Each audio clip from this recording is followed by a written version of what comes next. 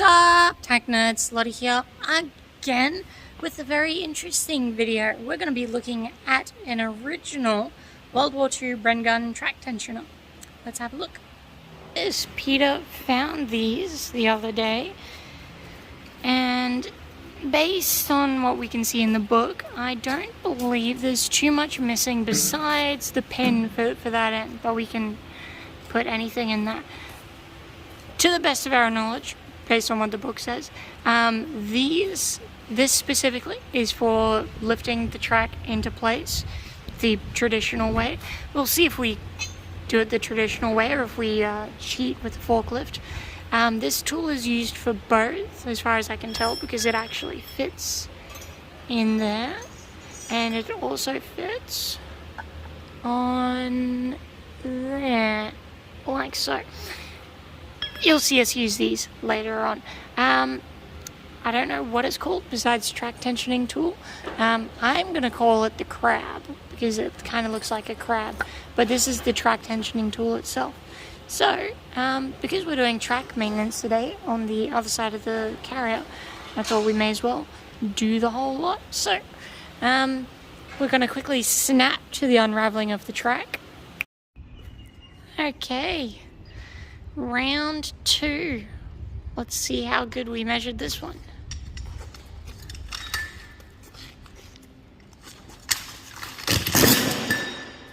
So far, so good. No! Back up. That's it, gonna come. Oh, no, you're not gonna. No. Not a prayer. Let me go get the fork. As always, the trusty forklift comes in handy. The last time we did this, it was much smoother. Okay, now we're back. Oh, that's a good sign. Still nice and floppy. Beautiful. And we are now back to track rolled out. I'm going to go set up over there, and we're going to pressure wash this and some other bits and pieces. Alright, see you in a moment. Okay, we are back to voiceover Lottie. Just a quick little pressure washing segment, getting rid of all loose stones and grit, stuff that would otherwise get lodged inside the track while we are doing the tracking process. And you'll also see the radiator for the Bren gun just sitting over there, and just giving that a light blast, making sure not to bend any of the fins. Okay, spoiler alert, we did the track. You're going to see that in the future. But first, I really wanted to talk about how these work, and then you'll see in the next little time lapse with my voiceover this actually being utilized. So we're a little out of order, but regardless, I really wish we had this when we did the other side. It works an absolute dream. Love it.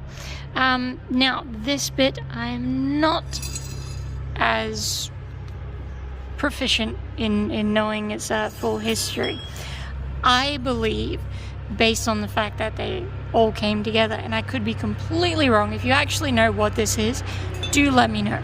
However, I seem to have found that what it is really good for is pulling the track around, specifically in a single direction.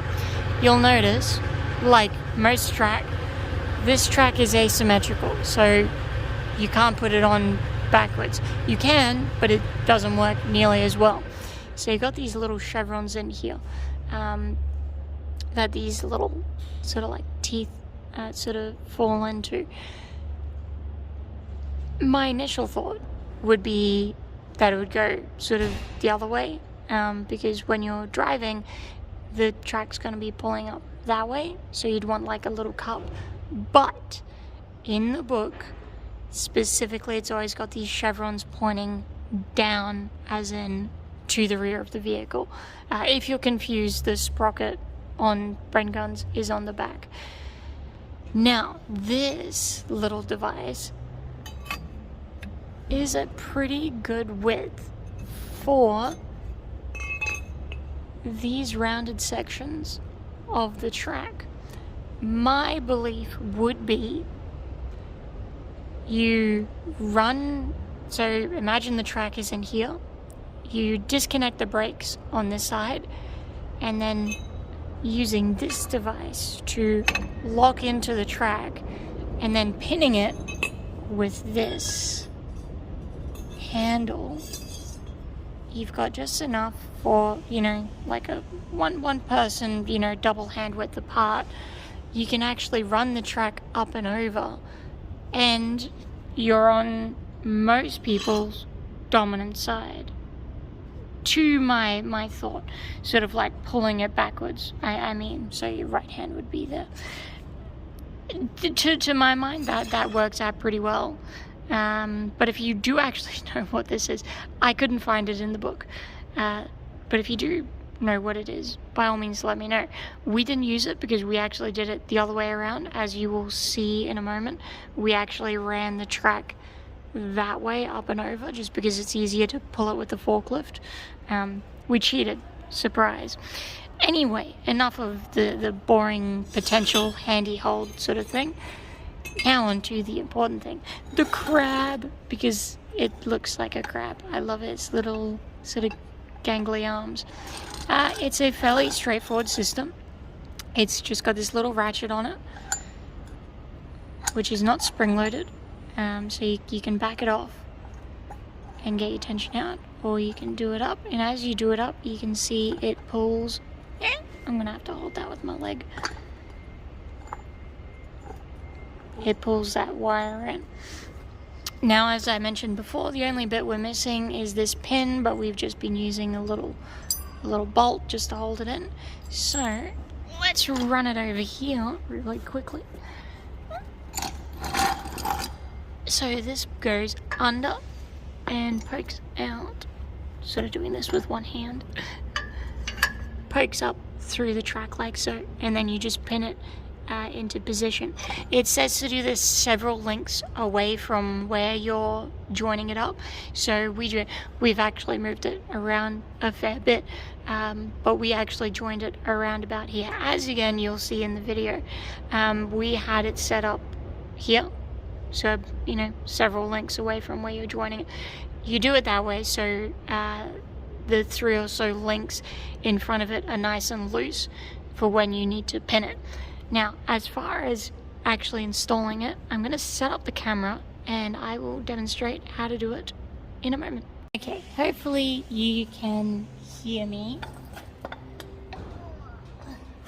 Just put it on like so.